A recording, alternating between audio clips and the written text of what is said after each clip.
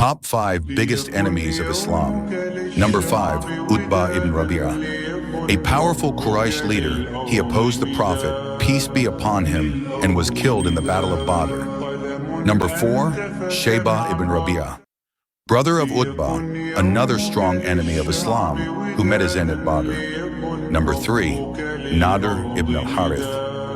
He mocked the Qur'an and tried to divert people from Islam with stories and entertainment. Captured and executed after Badr. Number 2, Umayyah ibn Khalaf. The cruel master who tortured Bilal, R.A., one of Islam's worst enemies, killed at Badr. Number 1, Abu Sufyan ibn Harb.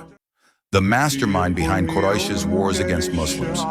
Later he embraced Islam and became a loyal companion. These were the top 5 biggest enemies of Islam who tried to stop the truth. Yet guidance is only in Allah's hands. Which one of these stories shocked you the most? Tell us in the comments, like this video, and subscribe for more Islamic history.